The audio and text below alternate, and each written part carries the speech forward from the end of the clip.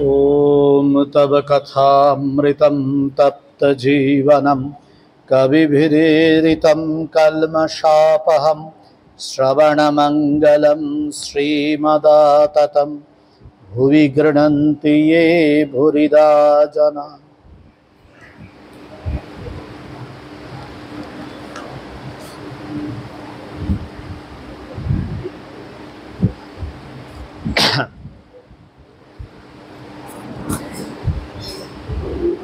শ্রীরামকৃষ্ণদেব শ্যামপুকুরে প্রাণকৃষ্ণ মুখোপাধ্যায়ের বাড়িতে আছেন। সেই সময়ের ঘটনা। ঠাকুর শ্রীরামকৃষ্ণ কলিকাতায় আজ শুভাগমন করিয়াছেন। শ্রীযুক্ত প্রাণকৃষ্ণ মুখোপাধ্যায়ের শ্যামপুকুর বাটির দ্বিতলায় বৈঠকখানা ঘরে ভক্ত সঙ্গে বসিয়া আছেন।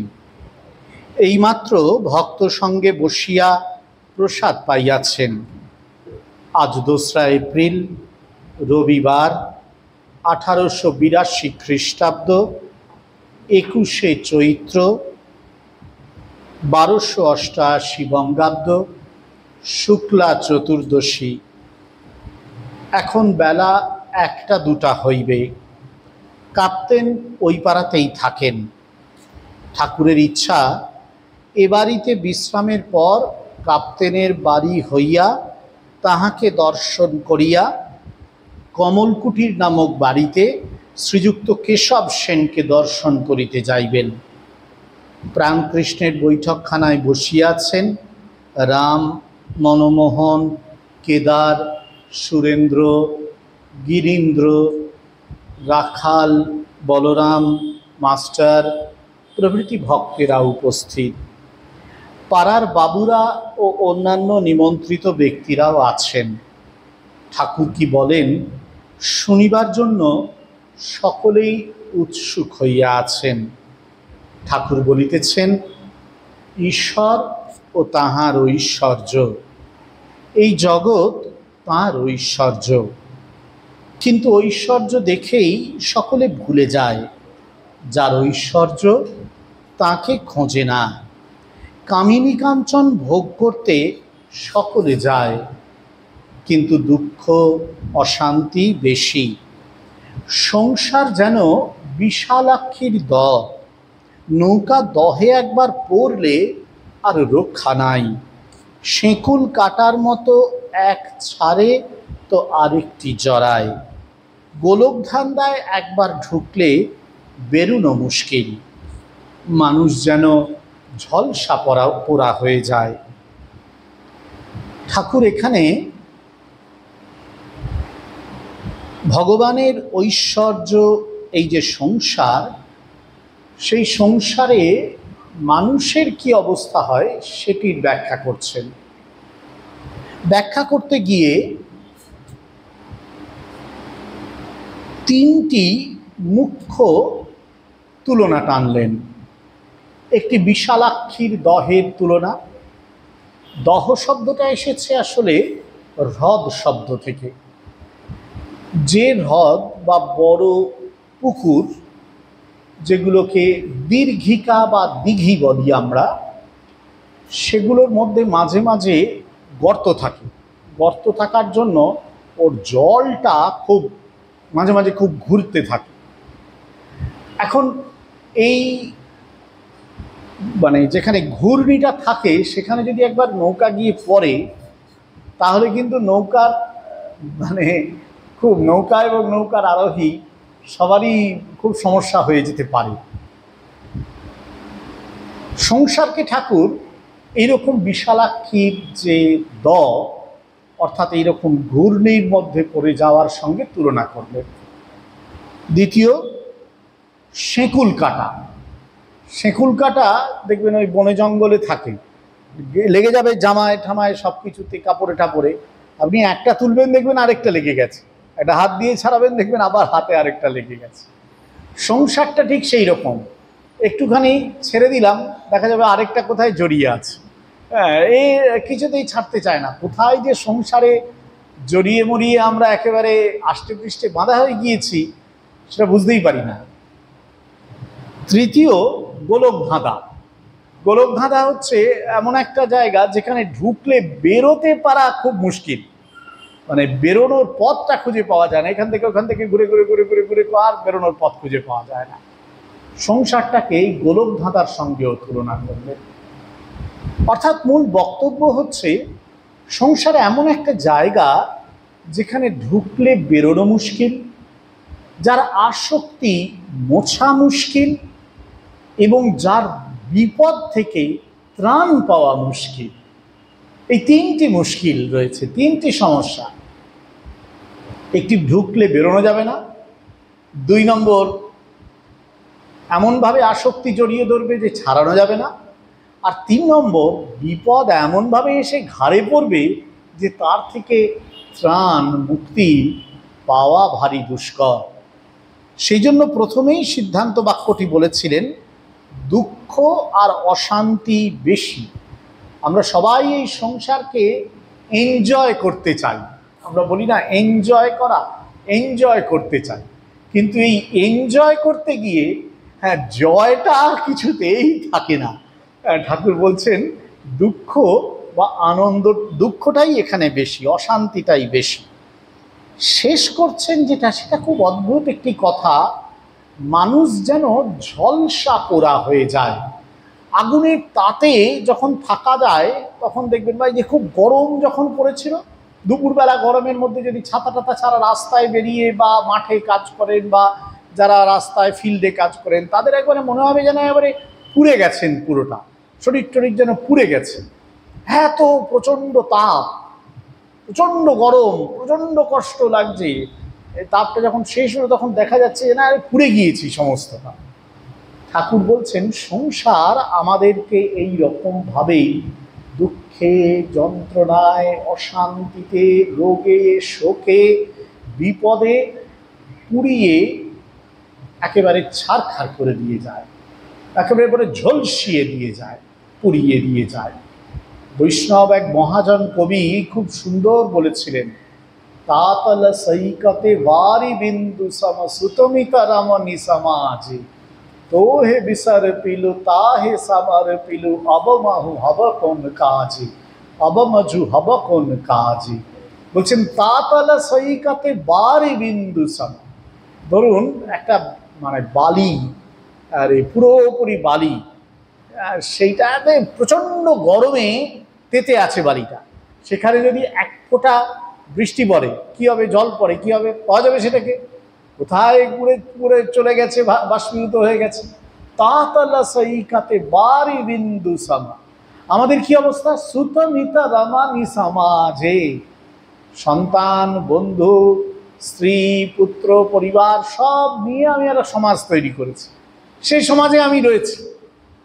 কিন্তু সেটা যে আমাকে পুড়িয়ে দিচ্ছে এটা বুঝতে পারছি না পুড়ে যাওয়ার আগে পর্যন্ত। সংসারটা আমাদেরকে এভাবেই পুড়িয়ে দেয়। কেন? তো হে বিসারে পিলু তা হে সামারে পিলু। ভগবানকে ভুলে গিয়েছি আর সব কিছু এই সংসারেই দিয়ে দিয়েছি।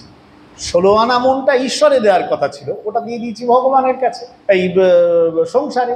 ব্যাস, আর তো উপায় নেই, একেবারে ঝলসা পোড়া হয়ে যাচ্ছে। ভক্ত তখন জিজ্ঞাসা করছেন, এখন উপায়? ঠাকুর বলছেন উপায় সাধু সঙ্গ আর প্রার্থনা। বৈদ্যের কাছে না গেলে রোগ ভালো হয় না। সাধু সঙ্গ একদিন করলে হয় না, সর্বদাই দরকার। রোগ লেগেই আছে। আবার বৈদ্যের কাছে না থাকলে নারী জ্ঞান হয় না, সঙ্গে সঙ্গে ঘুরতে হয়, তবে কোনটি কফের নারী কোনটি পিত্তের নারী বোঝা যায়। ভক্ত, সাধু সঙ্গে কি উপকার হয়? শ্রীরামকৃষ্ণ, ঈশ্বরে অনুরাগ হয়, তার উপর ভালোবাসা হয়। ব্যাকুলতা না এলে কিছুই হয় না। সাধু সঙ্গ করতে করতে ঈশ্বরের জন্য প্রাণ ব্যাকুল হয়। যেমন বাড়িতে কারুর অসুখ হলে সর্বদাই মন ব্যাকুল হয়ে থাকে, কিসে রোগী ভালো হয়। আবার কারুর যদি কর্ম যায়, সে ব্যক্তি যেমন আপিসে আপিসে ঘুরে ঘুরে বেড়ায়, ব্যাকুল হতে হয়, সেইরূপ যদি কোনো আপিসে বলে কর্ম খালি নেই, আবার তার পরদিন এসে জিজ্ঞাসা করে আজ কি কোনো কর্ম খালি হয়েছে?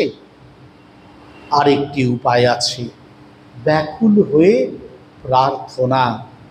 তিনি যে আপনার লোক, তাকে বলতে হয় তুমি কেমন, দেখা দাও, দেখা দিতেই হবে। তুমি আমাকে সৃষ্টি করেছ কেন? শিখরা বলেছিল ঈশ্বর দয়াময়। আমি তাদের বলেছিলাম দয়াময় কেন বলবো? তিনি আমাদের সৃষ্টি করেছেন যাতে আমাদের মঙ্গল হয়, তা যদি করেন সে কি আর আশ্চর্য? মা বাপ ছেলেকে পালন করবে, সে আবার দয়া কি? সে তো করতেই হবে। তাই তাকে জোর করে প্রার্থনা করতে হয়। তিনি যে আপনার মা, আপনার বাপ। ছেলে যদি খাওয়া ত্যাগ করে, বাপ মা 3 বৎসর আগেই হিস্সা ফেলে দেয়। আবার যখন ছেলে পয়সা চায় আর পুনঃ পুনঃ বলে মা তোর পায়ে দুটি পায়ে পড়ি, আমাকে 2টি পয়সা দে, তখন মা বেজার হয়ে তার ব্যাকুলতা দেখে পয়সা ফেলে দেয়। সাধুসঙ্গ করলে আরেকটি উপকার হয়, সদসৎ বিচার। সৎ নিত্য পদার্থ অর্থাৎ ঈশ্বর, অসৎ অর্থাৎ অনিত্য। অসৎ পথে মন গেলেই বিচার করতে হয়। হাতি পরের কলা গাছ খেতে সুর বাড়ালে সেই সময় মাহুত ডাঙস মারে। প্রতিবেশী মহাশয়, পাপ বুদ্ধি কেন হয়? শ্রীরামকৃষ্ণ তার জগতে সকল রকম আছে। সাধু লোকও তিনি করেছেন, দুষ্ট লোকও তিনি করেছেন, সদ্বুদ্ধি তিনিই দেন, অসদ্বুদ্ধিও তিনিই দেন। প্রতিবেশী তবে পাপ করলে আমাদের কোনো দায়িত্ব নাই? শ্রীরামকৃষ্ণ ঈশ্বরের নিয়ম যে পাপ করলে তার ফল পেতে হবে। লঙ্কা খেলে তার ঝাল লাগবে না? সেজবাবু বয়সকালে অনেক রকম করেছিল, তাই মৃত্যুর সময় নানা রকম অসুখ হলো। কম বয়সে এত টের পাওয়া যায় না। কালীবাড়িতে ভোগ রাঁধবার অনেক সুন্দরী কাঠ থাকে। ভিজে কাঠ প্রথমটা বেশ জ্বলে যায়, তখন ভেতরে যে জল আছে টের পাওয়া যায় না। কাঠটা পোড়া শেষ হলে যত জল পেছনে ঠেলে আসে ও ফ্যাঁচফোঁচ করে উনুন নিভিয়ে দেয়। তাই কাম, ক্রোধ, লোভ এসব থেকে সাবধান হতে হয়। দেখো না, হনুমান ক্রোধ করে লঙ্কা দগ্ধ করেছিল। শেষে মনে পড়ল অশোক বনে সীতা আছেন, তখন ছটফট করতে লাগলো পাছে সীতার কিছু হয়। ঠাকুর ওই যে বললেন যে সংসারে থাকলে মানুষ দুঃখে বিপদে শোকে রোগে ভোগে একেবারে পুড়ে যায়, আগুনের মতন পুড়ে ঝলসে যায়, কষ্ট পায়। তাহলে এর থেকে মুক্তির উপায় কি? ঠাকুর 2টো উপায় বলেছে, একটি সাধু সঙ্গ আর একটি প্রার্থনা। 2টি মুখ্য উপায়, কিন্তু এর মধ্যে আরও অনেক কিছু ঢুকে আছে। সাধু সঙ্গের কথা বলছেন, উপমা দিয়েছিলেন বৈদ্যের। চিকিৎসকের কাছে আমরা যাই কেন, ডাক্তারের কাছে যাই কেন? শরীর খারাপ হলে ওষুধ লাগবে, ডাক্তার বলে দেবে যে এইটা তোমার হয়েছে। এবার একবার গেলে সাধারণত হয় না, একাধিকবার যেতে হয়। এখনকার কালে নানান রকম টেস্ট করেন বা ডাক্তাররা সিমটম বলে দেন যে এরকম যদি হয় তাহলে মনে রাখবেন এইটা কিন্তু আপনার সমস্যা আসছে, তখন তাড়াতাড়ি চলে আসবেন। বারবার ডাক্তারের কাছে গেলে ডাক্তার এমনভাবে বুঝিয়ে দেন যাতে আমরাও অল্প কিছু হলে সঙ্গে সঙ্গে বুঝে যেতে পারি। সাধু সঙ্গ সেই রকম। বারবার যখন সাধুর কাছে মানুষ আসে, তখন বারবার সেই সাধুর সঙ্গ করতে করতে সে জেনে যায় যে সাধু কেমনভাবে ঈশ্বরে মন রেখেছে, সাধু কেমনভাবে এই সংসারে জন্ম নিয়েও জীবন কাটাচ্ছেন, ওই ট্রিকটা জেনে যায়। সাধারণভাবে তো আমরা জানতে পারি না, সংসারে মিশে আছি, কিন্তু আমাদের সংসারেই তো সাধু রয়েছেন, সাধু সন্ন্যাসীরা রয়েছেন, ত্যাগীরা রয়েছে, তারা আছেন কি করে? বেশ তো তারা আছেন, কোনো তো অসুবিধা হচ্ছে না। এই যে অসুবিধা কেন হচ্ছে না সেটা সাধুরা জানেন, তারা জানেন যে কি কারণে হচ্ছে না। তারা এসে তাদের কাছে গেলে তারা কিন্তু এটি শিখিয়ে দেবেন যে দেখো তুমি যদি এরকমভাবে থাকো তাহলে দেখবে আর তোমার অসুবিধা হচ্ছে না। সেটি ঠাকুর বলছেন যে সাধুর কাছে গেলে তিনি কিন্তু সব সময় এটি শিখিয়ে দিতে পারবেন যে ভগবানের ওপর তুমি ভালোবাসাটা রাখো। যদি ভগবানের ওপর ভালোবাসা রাখো, ভগবানের জন্য তোমার প্রাণ ব্যাকুল হয়, তাহলে দেখবে সংসারের বিপদকে আর বিপদ বলে মনে হচ্ছে না। সাধু এই কায়দাটা, এই কৌশলটা শিখিয়ে দেন। ভগবান গীতামুখে বলেছিলেন যোগা কর্মসু কৌশলম, কর্মের কৌশল কি? তার কুশলতা, কর্মের যে কুশলতা, কৌশল মানে কি? কুশলতা। কর্মের কুশলতা কি? কাজ তো করছি, বলুন, সবাই আমরা কাজ করছি। এখন সবাই কাজ করে যদি সবাই আমরা এর ওপর রেগে যাই, ওর ওপর ক্ষুব্ধ হই, একে গালাগালি দিই, ওকে মারি, একে তাড়িয়ে দিই, তাহলে দেখবেন সংসারটা উচ্ছন্নে যাবে। কিন্তু সেটা হয় না। কেন হয় না? তার কারণ কিছু মানুষ আছেন সংসারে যারা কিভাবে কাজটা করতে হবে সেটি অত্যন্ত দক্ষতার সঙ্গে দেখিয়ে দেন, নিজেরা করে দেখান, উপদেশ দিয়ে বোঝান। এই কি করে করতে হবে কি বোঝান? ওই যে যোগা, যোগা মানে গীতায় এই আমাদের পতঞ্জল যোগসূত্রে বলেছে চিত্তবৃত্তির নিরোধ, সেটাই যোগ। আমার মনের মধ্যে কত রকম বৃত্তি জেগে উঠছে, আমাকে এই কাজটা খুব ভালো করে করতে হবে। কেন করতে হবে? তাহলে লোকে প্রশংসা করবে, তাই না? কিন্তু ও যে করছে, ও বোধহয় আমার চেয়ে ভালোই করছে, তাই না? তাহলে তো দেখা যাচ্ছে ওকেই সবাই প্রশংসা করবে, ও আসলে ভালো করছে না। আমি কিন্তু নিজের মনের মধ্যে দেখুন সবগুলো ভাবছি, ওকে হিংসা করছি, নিজের প্রশংসাটা চাইছি। আমাকে কেউ যদি প্রশংসা না করে, যে প্রশংসা করছে না, তখন বলে দিচ্ছে ও বোঝে না, সেই জন্য আমি যে কত কাজ করলাম, কত ভালো কিছু করেছি, এ বুঝতেই পারেনি। আমরা সবসময় বলি, তাই না, আমি এত কিছু করলাম সংসারে, আমার কথা কেউ বলল না। এই তো আমাদের সবসময় বলা যে আমি এত কিছু করে দিলাম, আমার দিকে ভগবান চাইলেন না, যেন ভগবানের খেয়ে দিয়ে কাজ নিয়ে শুধু আমার দিকেই চেয়ে বসে থাকবেন। ভগবানের এত বিরাট সংসার, তিনি যদি শুধু আমার দিকেই চেয়ে বসে থাকেন তাহলে অন্যদের দিকে তো চাইতে পারবেন না। আর ভগবানের এত বিরাট সংসারে সবাই যদি বলে যে ভগবান কেবল আমার দিকেই চান, তাহলে ভগবানের কি প্রবলেম হবে চিন্তা করুন। সেই জন্য আমরা যখন বলি যে ভগবান আমার দিকে চাইলেন না, আমাকেই এত দুঃখ দিলেন, আসলে তা নয়। এ সব কিছুই তাঁরই দান, তিনি দিয়েছেন, সবার জন্যই দিয়েছেন। স্বামীজির একটি অসাধারণ সুন্দর কবিতা আছে, দ্য কাপ, বাংলা হয়েছে পান পাত্র। স্বামীজি বলছেন এই যে পান পাত্র, সৃষ্টির অনাদি হতে এ পাত্র রচনা, জানি জানি এ পানীয় কালকূট ঘোর, তোমারই মন্থিত সুরাত যুগ যুগান্তের, বাসনা বেদনা ভ্রান্তি দূর দূরান্তের, এই তব পথ।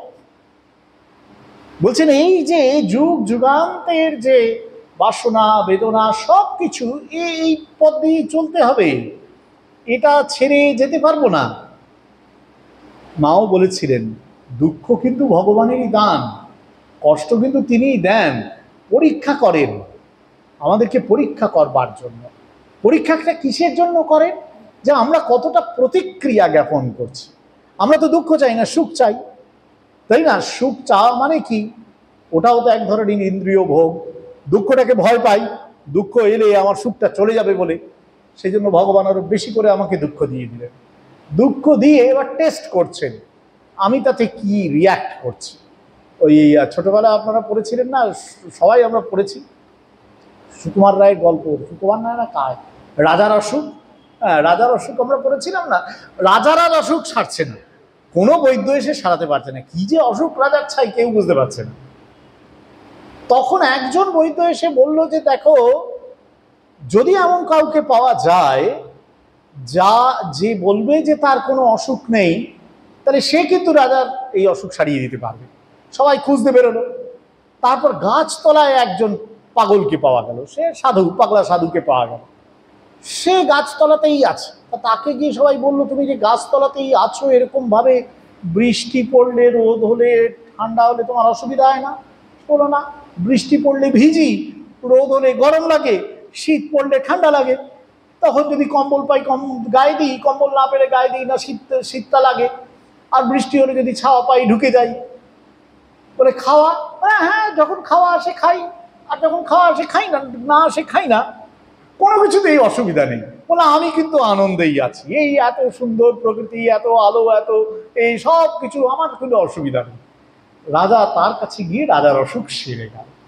কেন আমরা সবসময় ভাবছি দুঃখটা আমিই পাচ্ছি, সেই জন্য আমার চাওয়াটা খুব বেশি। ঠাকুর বলছেন, আমার সমস্ত চাওয়াটাকে ছেড়ে দিয়ে আমি যদি ভগবানকে শুধু ভালোবাসি, তাহলে কি হবে?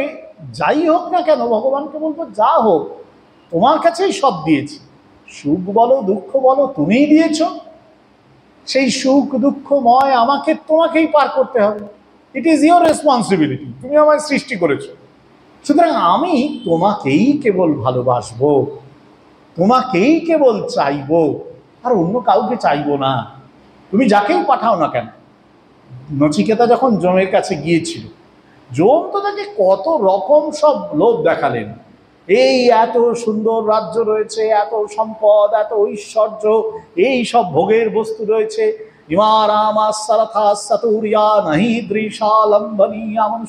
সব বললেন ঠললেন। নচিকেতা তো প্রচন্ড চালাক ছিল। ওই যে কর্মসু কৌশলম, কর্মের মধ্যে কুশলতা, এই চালাকি, এই চাতুরি, চাতুরি, এই চাতুরিটি, এই অপূর্ব যে ঈশ্বর চাতুর্য, ঐশ্বর চাতুর্য তার মধ্যে ছিল। সে বলল, ঠিকই আছে আপনি এত সব কিছু দিচ্ছেন, কিন্তু এগুলো কি চিরকাল থাকবে? কোনোটাই তো চিরকাল থাকবে না, এরা তো সবই আজ আছে কাল নেই। তাহলে আমি এটা নিয়ে করব কি? আমি কেন নেব? একই কথা বৃহদারণ্যকে আমরা দেখি, যাজ্ঞবল্ক্য বেরিয়ে যাবেন, গার্গী আর মৈত্রেয়ী দুই স্ত্রীকে বললেন যে দেখো আমার এত সম্পত্তি আছে, আমি আর সংসারে থাকবো না, ব্রহ্মজ্ঞানের জন্য, ভগবান লাভের জন্য চললাম, তা যাওয়ার আগে তোমাদের মধ্যে এই সম্পত্তিটা ভাগ করে দিয়ে এসো। তখন মৈত্রেয়ী বললেন যে হ্যাঁ ঠিক আছে, সম্পত্তিটা তো ভাগ করে দেবেন, কিন্তু এই সম্পত্তি, আপনি তো অমৃতত্ব লাভের জন্য যাচ্ছেন, তা আমরা এই সম্পত্তি দিয়ে, ধন দিয়ে অমৃতত্ব লাভ করতে পারবো তো? যাজ্ঞবল্ক্য বললেন না, সেটি হবে না। এই সম্পত্তি দিয়ে সংসারে থাকবে, যেমন ভোগ করছো সংসার, খাওয়া দাওয়া আনন্দ এই থাকবে, অমৃতত্ব নাশা অস্তি, তার আশা নেই, এই সংসার দিয়ে অমৃতত্বের আশা নেই। তখন যাজ্ঞবল্ক্য মৈত্রেয়ী বললেন, ইয়ে না হাম নামৃতা শ্যাম তে না হাম কিম করিয়াম, যাকে দিয়ে আমি অমৃতত্ব পাবো না, তাকে নিয়ে আমি করবোটা কি? আপনি তো চললেন। এই অসাধারণ একটি বক্তব্য। তখন যাজ্ঞবল্ক্য বলছেন, সত্যি মৈত্রেয়ী, তুমি আমার খুবই প্রিয় ছিলে, একেবারে প্রিয়র মতনই কথা বলছো, একেবারে তুমি সত্য কথা, ঠিক, এবার এসো আমি তোমাকে ব্রহ্মজ্ঞান দেব। বলে তখন তিনি বলতে শুরু করলেন, বিখ্যাত সে বৃহদারণ্যক শ্রুতি, আত্মনস্তু কামায় সর্বম প্রিয়ম ভবতি, সমস্ত কিছু কেবলমাত্র এই আত্মতত্ত্বের থাকার জন্যই প্রিয় হয়ে ওঠে, অন্য কোনো কারণে নয়, সেটা আমরা বুঝতে পারি না কেবলমাত্র। সুতরাং সমস্ত মনটা ভগবানের প্রতি দিতে হবে, এটি হচ্ছে প্রথম শর্ত। বৈদ্যর কাছে গেলে, সাধু সঙ্গে হলে এটি বোঝা যাবে। সাধু এই ট্রিকটা শিখিয়ে দেবেন, এই কায়দাটা শিখিয়ে দেবেন, এই কৌশলটা, এই যে চাতুরি, সেই চাতুরিটি শিখিয়ে দেবেন। দ্বিতীয় কি, আরেকটি শেখা যাবে, প্রার্থনা। আরেকটি জিনিস আছে, ব্যাকুল হয়ে প্রার্থনা, যা হোক না কেন তাকেই একেবারে জোরসো করে ধরে প্রার্থনা করতে হবে, আর কিচ্ছু না। সকাল বিকেল দিনে রাতে অনুক্ষণ, বিপদে পড়েছি সেখানেও প্রার্থনা, সম্পদে পড়েছি সেখানেও প্রার্থনা। আমরা বিপদে পড়লে প্রার্থনা করি, ঠাকুর বাঁচাও, বাঁচাও কথাটা আমাদের আছেই, কিন্তু বেঁচে গেলে আর প্রার্থনা করি না। তাই না? বেঁচে গেলে ঠিক আছে ঠাকুর, আমি নিজেকে সামলে নিয়েছি, যতক্ষণ বিপদে পড়েছি তখন ঠাকুর বাঁচাও, আর বেঁচে গেলে আমি সামলে নিয়েছি। ওই যে ইন্দ্রের হাতের গল্প আছে না, যে যা কিছু ভালো কাজ, এই ভালো বাগান টাগান সব আমি করেছি, আর গরুটাকে মেরেছে কে না, ইন্দ্র মেরেছে, হাতের দেবতা ইন্দ্র, ইন্দ্র মেরেছে। এইটা হচ্ছে আমাদের সবসময়েরই, ভগবানের কাছে আমরা দুঃখের দিনে প্রার্থনা করি, কিন্তু ভগবান যখন সব ভরে দেন তখন কি প্রার্থনা করি? তখনও কি বলি যে ঠাকুর এও তোমারই দান, আমার কিছু নয়, ভালো যা হয়েছে সেও তোমারই, আমার এই জন্য কোনো ক্রেডিট কিচ্ছু নেই, তুমিই করেছো, তুমিই রেখেছো, তুমিই রাখছো, আমার এতে কোনো কিচ্ছু দেখার নেই। একজন প্রবীণ সন্ন্যাসীর সঙ্গে দেখা এক সময় ছাত্র জীবনে সাক্ষাৎ হয়েছিল। তাকে জিজ্ঞাসা করেছিলাম যে আপনি এত আনন্দে থাকতে পারেন কি জন্য? তিনি খুব সুন্দর উত্তর দিয়েছিলেন, কেন অসুবিধা কি আছে, মানে সবসময় দুঃখে থাকতে হবে এরকম কোনো মানে আছে? আপনার দুঃখ কি নেই? আপনার কি দুঃখ বেদনা, মন খারাপ, শরীর খারাপ কখনো হয় না? বলে কে বলেছে হয় না, সবই হয়। তাতেও আনন্দে থাকেন কি করে? বলেন ওই যে জানি যে আনন্দটাও তার, সুখটাও তার, দুঃখটাও তার, সেজন্য আমি আর টেনশন করবো কেন, সেজন্য আমি নিশ্চিন্তেই আছি, সবটা তিনিই তো, সবটা তো তাঁরই, তাহলে আমার আর এক্সট্রা টেনশন করে লাভটা কি আছে? এই যে ভগবানের ওপর সমস্তটা দিয়ে দেওয়া। বৈষ্ণব মহাজন কবি বলছেন, মাধব বহুত মিনতি করিত দেই তুলসী তিল এ দেহ সমরপিলু দয়াজন ছোর বিময়। মাধব তোমাকে খুব মিনতি করে বলছি, এই তুলসী তিল তোমার কাছে দিয়ে বলছি, বহুত মিনতি করিত দেই তুলসী তিল এ দেহ সমরপিলু, এই সমস্ত শরীর আমি সমর্পণ করলাম দয়াজন ছোর বিময়, তোমার দয়া থেকে, তোমার করুণা থেকে, তোমার আশীর্বাদ থেকে যেন কখনো বঞ্চিত না হয়। এটি হচ্ছে গভীর প্রার্থনা। ঠাকুর সবসময় এই প্রার্থনাটি শিখিয়ে গিয়েছেন। আরেকটি বলছেন, সাধু সঙ্গ করলে আরেকটা উপকার হয়। কি হয়? সদ অসৎ বিচার। ওই যে বললাম ট্রিকটা শিখিয়ে দেন, আরেকটা কায়দা কৌশল শিখিয়ে দেন, এই আরেকটা কায়দা শিখিয়ে দেন সাধু, যে দেখো সংসারটা আসলে ফাইনালি ট্রু নয়, ভগবানই একেবারে ট্রু, সংসারে আছো ঠিক আছে, কিন্তু জেনে রাখবে সংসারটা আজ আছে কাল নেই, সব কিছুই খানা বিধ্বংসী, শরীরম খানা বিধ্বংসী, এই শরীর যা কিছু তা হচ্ছে খানা বিধ্বংসী, মুহূর্তে ধ্বংস হয়ে যায়। ওই জন্যই তার নাম শরীর। শীরিয়াতে ইয়াসা শরীরা, যা শীর্ণ হয় ধীরে ধীরে আস্তে আস্তে শীর্ণ হয়, সেই শরীর, এই সমস্ত সংসার শরীরটাই শীর্ণ হয়ে যাবে, থাকবে না, এটা একেবারে নিশ্চিত জানতে হবে। এটা জানান কি? সাধু জানান। তিনি ঈশ্বরকে দর্শন করেছেন, ঈশ্বরের দর্শনের জন্য তিনি সত্যি সত্যি এগোচ্ছেন, তিনিই সাধু। হ্যাঁ, কেবলমাত্র পোশাক পরলে তো সাধু হবে না, যিনি সত্যি সত্যি এই সংসারের অনিত্যতা বুঝে ভগবানের উপর 16 আনা মন প্রাণ অর্পণ করেছেন, তিনিই সাধু। সেই যিনি সাধু তিনি সবসময় এটি বলতে পারেন, তিনি এটি শিখিয়ে দেন। তাহলে পাপ বুদ্ধি আসে কেন?